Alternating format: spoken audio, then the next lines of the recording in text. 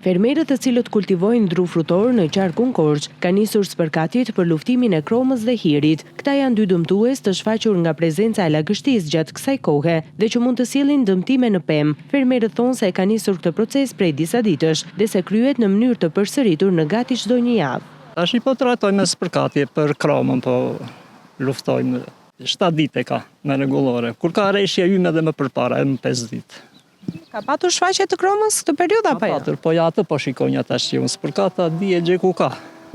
Ka edhe prekje krome, se ka mbajtur lagështire. Edhe bile ka kaluar nga 7 ditë, s'kemi hyrë dot për të spërkatur. Se sa kalon koha, kemi hyrë për 10 ditë. E detyrimisht që kroma bie. Po hiri, ka qenë i shfaqur përveç kromës apo jo? Po, i bëjmë të shoqëruar, ai e krom kur marrim ilaçet. Pavarësisht se pemtoret pësuan dëmtime nga ngricat, këto shërbime janë të nevojshme të kryen për të mbrojtur prodhimin për vitin e ardhshëm. 12 lynë pemtore i ka, mollë e qershi. Ka për të mbajtur, ka mbajtur, po jo shumë.